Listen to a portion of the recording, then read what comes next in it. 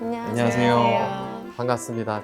저는 경기 인천 시그렌트에서 수치 모델링 업무를 담당하고 있는 김종욱 박사라고 합니다. 반갑습니다. 반갑습니다. 예, 오늘 그 수치 모델링에 대해서 좀 길게 얘기를 할 것 같은데요. 그 수치 모델링이라는 단어를 듣거나 분야에 대해서 알고 있는 내용이 있을까요? 해양 수치 모델링은 또 처음 듣는 단어인 것 같아요. 해양 수치를 바탕으로 연구하는 거 아닐까요? 조금 더 구체적으로 말씀드리면 이제 해양에서는 다양한 복잡한 해양 현상들이 존재를 합니다. 조석이 변한다든가 그 해수면이 오르락내리락 한다든가 그 다음에 이제 해가 비쳐서 수온이 바뀐다든가 해양 수치 모델은 이런 다양한 복잡한 현상들을 이제 물리 방정식을 좀 베이스로 해가지고 컴퓨터 자원을 활용해서 시뮬레이션을 통해 예측하고 재현하는데 하는 일련의 행위를 말합니다. 해양을 조사하는 데는 굉장히 다양한 방법이 있어요. 직접 나가서 장비를 들고 직접 나가서 바다에 해양을 조사를 한다던가 아니면 이렇게 지금 해양 수치 모델을 활용해서 예측을 해서 어떤 결과들을 분석한다던가. 그러면은 굳이 막 나가서 하는 방법도 있고 그럴 텐데 해양 현상을 예측하는데 특별히 그 해양 수치 모델링을 사용하는 이유가 또 있을까요?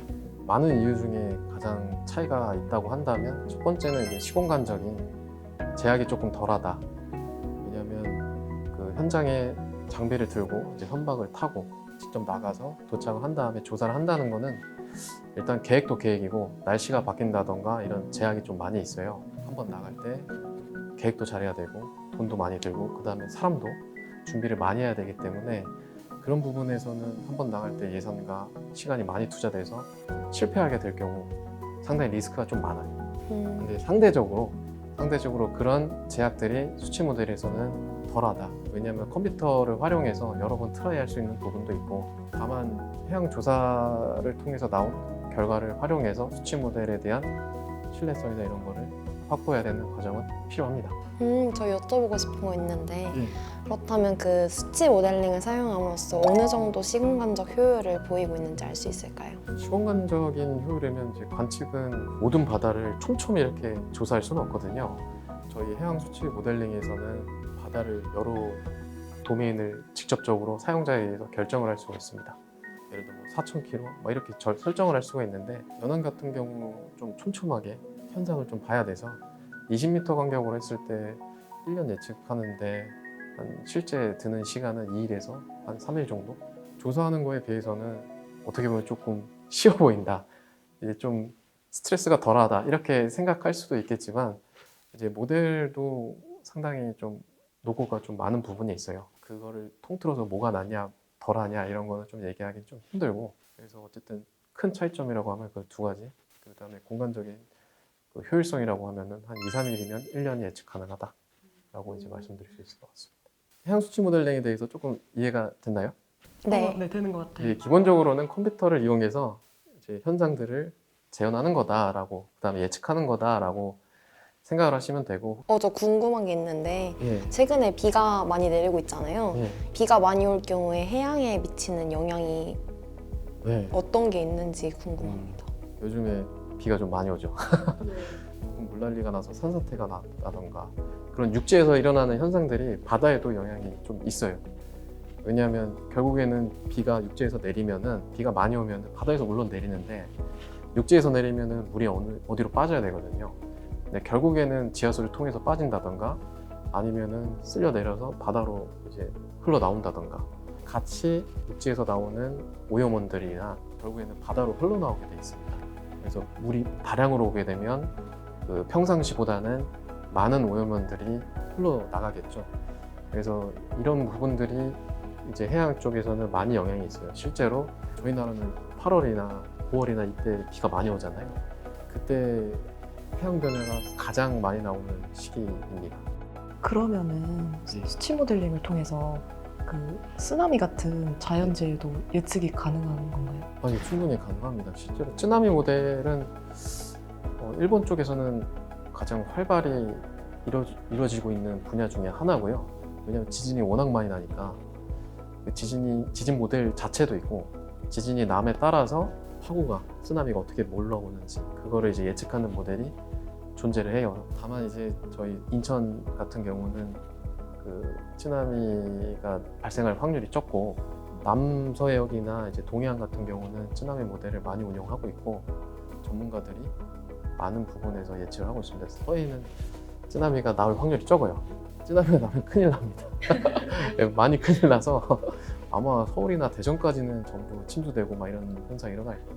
해운대 보셨죠? 네, 그런 것처럼 상상도 못할 일이 일어날 겁니다. 왜냐하면 서해는 수심이 낮기 때문에 파고가 외에서 전파되고 만약에 온다고 하면은 엄청 높아질 거예요. 증폭 현상 때문에 거의 서울이나 인천은 말할 것도 없이 대전까지? 아마 제 생각에는 대전까지는 조금 침수되지 않을까 생각하고 있습니다. 너무 무섭네요. 네. 아직까지는 저희 그 일반 사람들이 해양에 대해서 직접적인 피해가 발생하지는 않았어요. 하지만 일반인들이 모르는 분야에서 피해나 문제는 계속 나오고 있거든요. 그래서 그런 부분들에 대해서 수치 모델링을 적용해서 어느 정도 대응하고 해결이 가능한 부분이 많습니다. 그러면 예측을 정확히 하려면 그 자료들이 꾸준히 업데이트되고 계속 개선되는 것이 중요할 것 같은데 그 경기 인천 시그랜트 센터가 그랬듯이 한국에는 어떤 기관들이 이런 수치 모델을 이용하고 있는지 알 수 있을까요? 대표적인 한국에서 운영하고 있는 기관은 이제 국립해양조사원이라든가 한국과학기술원이라든가 아니면 뭐 한국환경영역평가원이라든가 다양한 분야가 있습니다. 그리고 그 기관에서는 이제 한국 주변 연근해에서 뿐만 아니라 큰 태평양이라든가 저희 나라가 운영하고 있는 기지라든가 이런 기관을 통틀어서 관리하고 이제 조사하고 운영하고 모델링을 하고 있는데 이제 지역적으로는 이제 국지적으로 특화되어 있는 걸 이해하고 있는 기관들이 유치가 되어 있어요. 대표적으로 저희 경기 인천 시그랜트뿐만 아니라 이제 전국에 8개의 시그랜트 기관이 유치되어 있고 그걸 통해서 지역 특화되어 있는 현상들을 재현하고 모델링하는 분야가 각각 존재를 합니다. 해양 수치 모델링을 하기 위해서는 이제 지역적인 이슈를 좀 잘 파악하고 있어야 되고 그 이슈에 맞춰서 전문가가 반드시 유치가 필요한 상황이에요. 다만 요즘에 인천에 원래 많은 해양 관련 기관들이 있었는데 이번에 부산으로 이동하면서 인천 쪽에 지역 특화되어 있는 게 아무래도 여기 시그랜트 센터가 좀 많이 운영이 활용되고 있는 상황입니다. 경기 인천 시그랜트 센터도 수치 모델링을 이용하고 있는 거잖아요. 그러면은 근처 해안에서 조사하고 있는 아니면 뭐 확인하고 있는 연구하고 있는 그런 실제 현안들의 예시 같은 게 혹시 있을까요? 최근에 가장 많이 한 거는 이제 해양 준설 문제. 준설을 할 때 비용이 너무 많이 들어요. 비용이 한 조 단위로 갈 때도 있고, 뭐 아니면 일단 기본이 억 단위니까. 근데 이제 어디를 준설할 거냐? 어디가 아까 말했던 이 해저 지역이 변화됨에 따라서 어디를 준설할 거냐? 왜냐하면 이 문제가 왜 중요하냐면 인천을 통해서 들어오고 나가는 이제 선박들이 있어요. 근데 선박들이 적정한 수심이 필요한데 운영이 되려면 이 수심이 낮으면 배가 못 들어와요. 나라에서 이제 해양법에서 정해놓은 그 적정 수심을 유지하게 나라에서 정해놨어요. 그래서 이제 항만공사라든가 아니면 저쪽 인천 해양순환청이라든가 이런 쪽에서 준설이라든가 이런 거 조사를 정기적으로 해서 여기는 이제 만약에 20m인데 20m가 안 된다. 그러면 이제 준설을 하게 시키거든요. 근데 이제 해양 준설을 어디를 해야 되냐? 왜냐면 여기 계속 덜 쌓이고 많이 쌓이고 이런 걸 못 하거든요. 아까도 말했다시피 준설이라는 행위를 하기 전에 이제 조사를 나가고 그다음에 해양 수치 모델을 통해서 예측을 합니다. 어디가 제일 많이 쌓일 거다, 어디가 많이 깎였다. 그걸 통해서 준설을 얼마나 효율적으로 할 수 있는지 그런 부분을 답을 할 수가 있는 거죠. 그래서 이제 매니지먼트 관리하는 입장에서도 그런 근거 자료가 있으면 상당히 이제 예산을 책정할 때나 이럴 때나 효율적으로 이제 할 수가 있죠. 다만 이런 거는 이제 지역 국부적인 문제라서 이제 시그랜트에서 직접적으로 접촉하고 있는 다양한 의사소통을 통해서 해결해야 되는 문제가 있죠. 그 다음에 이제 두 번째는 최근에 정부에서 이제 추진하고 있는 해양 오염물 확산 문제가 다루고 있어요. 그래서 해양 쓰레기 문제들이 아마 대두가 됐는데 이거는 저희 그 대한민국뿐만 아니라 전 세계에서 엄청 유명하게 진행을 하고 있는 사항 중에 하나입니다. 해양 쓰레기가 모든 육지에서 나오는 쓰레기가 뭐 인천에 매립을 한다던가 아니면 흔하게 바다 놀러 가서 이제 버린다던가 그런 하천에 뭐 가서 놀았을 때 쓰레기들 계속 뉴스도 나오고 그러잖아요. 근데 그런 부분들이 알게 모르게 물을 통해서 뭐 수중에 잠겨 있는 상태로 올 수도 있고 아니면 결국 바다로 빠져나가는 경우가 되게 흔하거든요. 그런 부분들이 이제 저희가 먹고 있는 어류라든가 회라든가 이런 거에 다 포함되어 있기 때문에 그런 부분들이 최근에 이슈가 되기 시작했습니다. 냄새도 많이 나고 이제 민원이 들어오는 게 해결될 수가 없어요. 그리고 해양 물이 무조건 정화를 시켜줄 수 있을 것이라고 생각을 하지만 정화 능력은 한정적입니다. 그렇기 때문에 그런 걸 사전에 어떻게 예방을 할 건지 아니면 하천에서 쓰레기가 넘어왔을 때 그걸 또 어디서 수거를 할 건지 왜냐하면 아까도 말했다시피 행위를 하기 전에 막대한 예산이 들기 때문에 어디 또 사람이 서 있어가지고 이제 걷어낼 건지 이런 것도 예측을 해야 되거든요. 그런 부분은 아직 초입 단계이기 때문에 시그랜트에서 지역 특화적으로 좀 추진하고 있는 업무 중에 하나입니다. 물론 해양 수치 모델링도 반드시 수행되어야 되는 내용 중에 하나고요. 감사합니다. 네, 잘 들었습니다. 경기 인천 시그랜트에서 해양 수치 모델링이라는 거에 대해서 짧지만 설명을 드렸는데 오늘 들어보신 소감이 어떠셨나요?